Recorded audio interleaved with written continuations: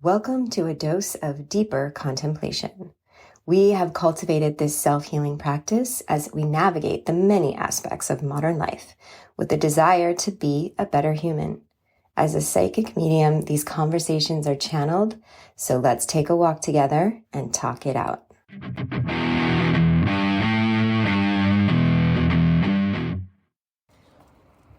We were on this walk contemplating drama, and that there is a correspondence that we have been avoiding because that correspondence could potentially lead to drama.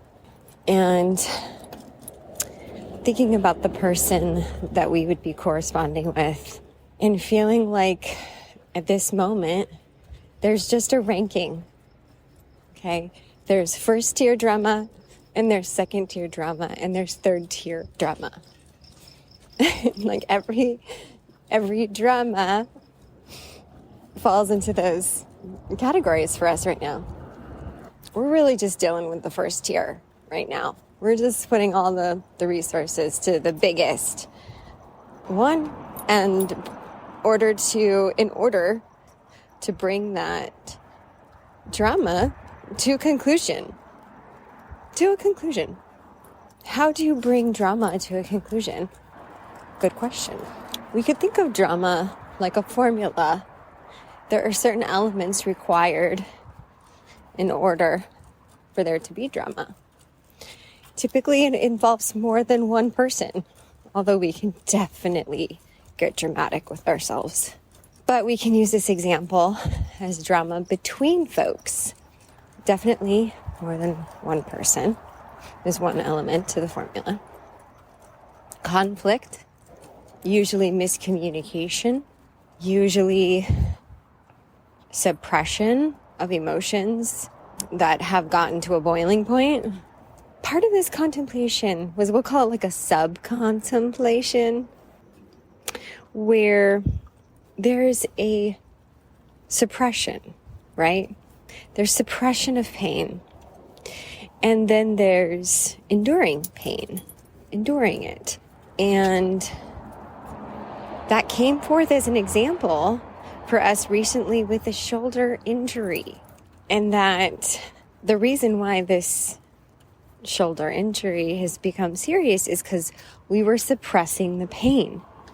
We were suppressing the pain in the shoulder for the sake of work, for the sake of not, stopping to take care of our body. Even though it's giving us a signal through pain. It's like, oh, it's fine, it doesn't hurt that bad. I can still lift all these heavy things and go to boxing. Okay. But ultimately, yeah, it gotten worse. It got worse, and now the shoulder also is more painful because there was a period of suppression of pain, and so now it just is constant. And luckily, we have done a lot of work on ourselves and coming to a place where now the body and the health is the priority, and doing certain now we're taking care of ourselves. So we are addressing the shoulder injury, and guess what? It is healing. And that is amazing. And this has been just yet another example of how pain is such an amazing teacher, in the sense that it's certainly an indicator that something's off course if pain is present. Because in alignment is absence of pain. Alignment is presence and feeling the joy that is naturally with you when you're in presence. And part of that awareness has grown from emotional intelligence. And from this place, been able to understand the experience of pain and no longer need any lessons required is what we're saying to the universe now. Hey, we got this one. No need to have any more manifestations that is bringing to light our suppression of pain. It's not healthy. What's enduring pain, however, right? How enduring felt different to us was that we were able to sit with the pain, breathe through the pain, learn from the pain, heal from the pain, and then release it. And coming back to the shoulder, this was an example as I was trying to do a full rotation of of my shoulder for some content that we're creating in a sun salutation type motion. And because we were filming it, we were trying to do it accurately. But current shoulder status is not a pain-free full shoulder rotation. So we just took a deep breath and did the motion very slow and kept the breath moving, kept the video rolling, and for that brief moment endured the pain of the shoulder. But because my shoulder is healing, it actually wasn't that painful. And that's amazing sign to witness within ourselves. Is like, whoa, that used to really hurt and now it doesn't hurt. Okay, we're healing.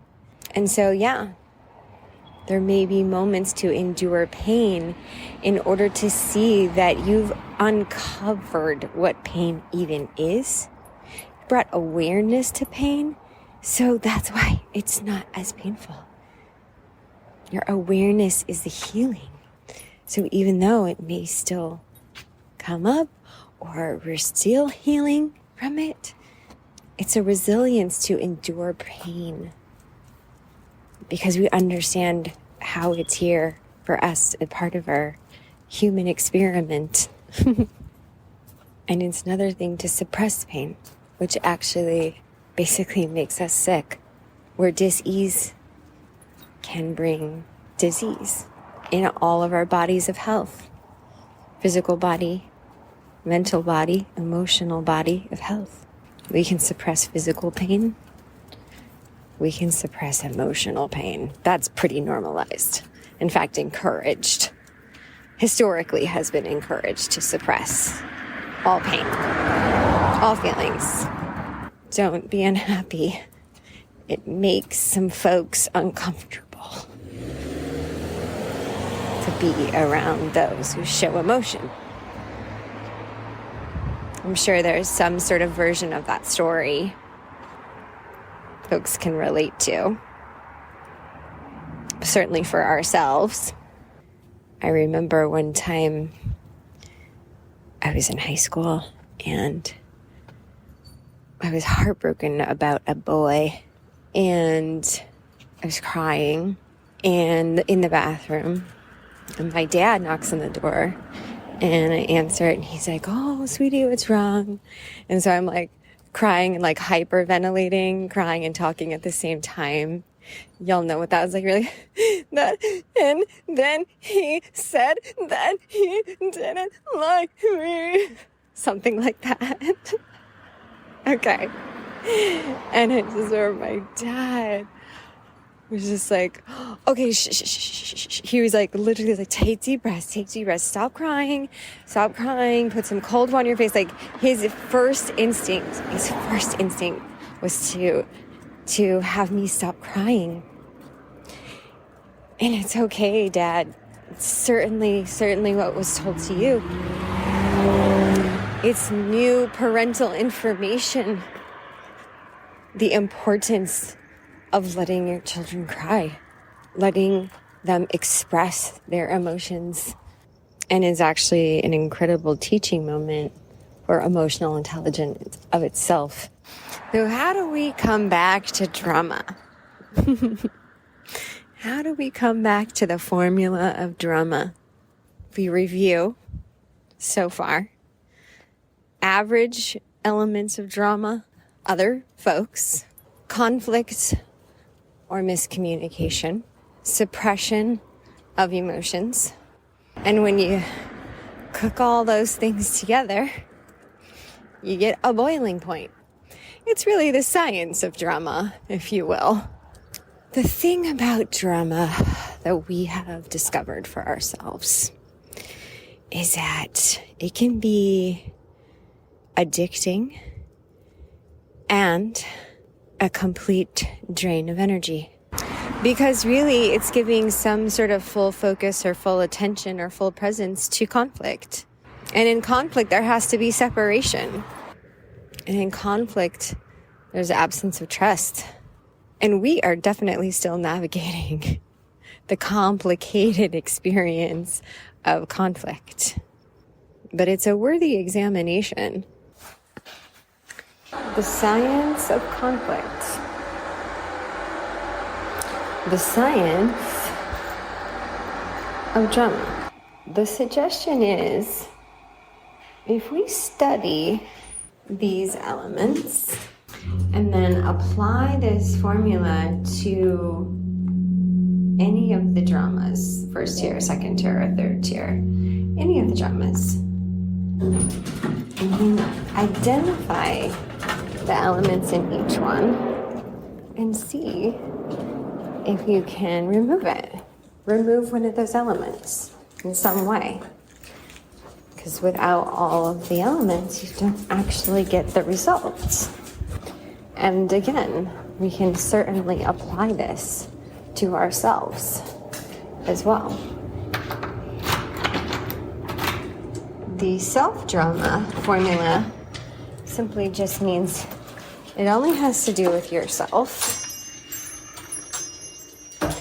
There's still some sort of conflict or misunderstanding about yourself. And then there's also an awareness of, hey, you have any feelings you're suppressing that you're getting to a boiling point on? Or at least that's the invitation, I suppose. For some, the idea of living without drama actually is a more frightful one, because drama is perhaps what they understood about the world at an early age. It's what they were taught and shown to be normal interactions. We certainly had a fairly consistently dramatic household, so that becomes programmed. And is it really a shocker that we then oftentimes seek out drama or create it? But what's amazing, and one of our favorite spells right now, is it is until it isn't. So even though that has been the programming, it is until it isn't. And our deep, deep gratitude for these deep, deep contemplations and the deep, deep self-healing work that we've been doing to have this understanding and see the source of the drama and simply deconstruct it, deconstruct the formula with this new belief system.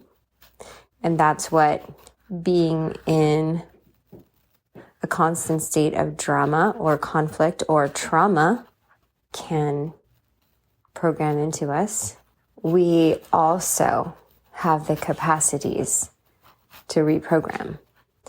And reprogramming is in that unconscious mind, they say sometimes. We have conscious mind and we have unconscious mind. But that's where it goes down.